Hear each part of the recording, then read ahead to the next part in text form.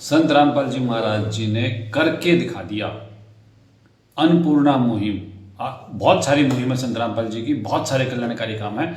आज हम बात करेंगे संत रामपाल जी महाराज जी ने जो करके दिखाया अन्नपूर्णा मुहिम के विषय में। अब अन्नपूर्णा मुहिम में संत रामपाल जी रोटी, कपड़ा, शिक्षा, चिकित्सा और मकान सबको देगा कबीर भगवान।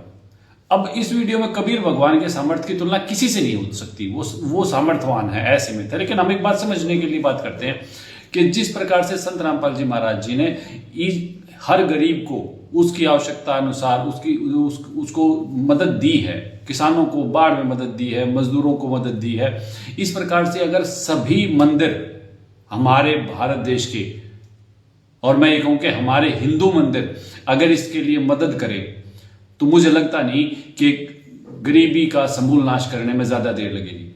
मैं जागरण की एक रिपोर्ट पढ़ रहा था, अक्टूबर 2025 की रिपोर्ट है, उसमें उसने अमीर मंदिरों के बारे में बताया है।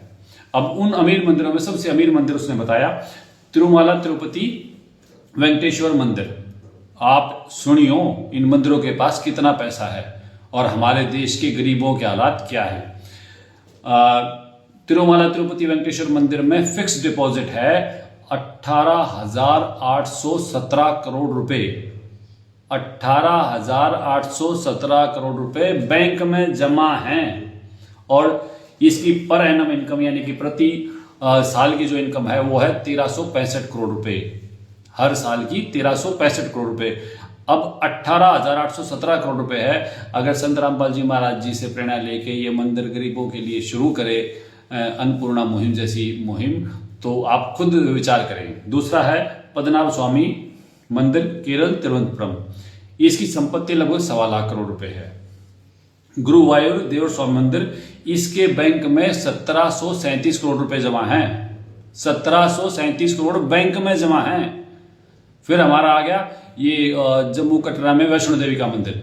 वैष्णो देवी के मंदिर में तकरीबन 18 क्विंटल सोना, 18 क्विंटल 1800 किलो 1800 किलो सोना, 47 क्विंटल चांदी, यानी कि खरबों रुपए का सोना और चांदी, और उसके 2000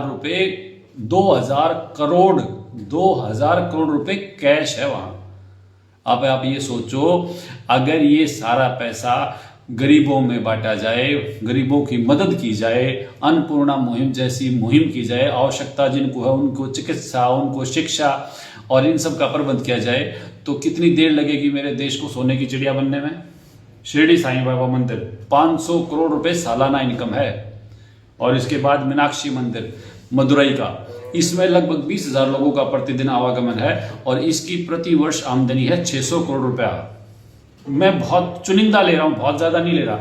हम एक एग्जाम्पल के लिए समझना चाहते हैं, बहुत ज्यादा मंदिर हैं, बहुत ज्यादा उनकी आमदनी है, लेकिन अगर ये चुनिंदा मंदिर भी जन कल्याण के लिए, अरे और छोड़ो, तुम हिंदू करते रहो भाई, हिंदू कल्याण के लिए भी बात कर लो।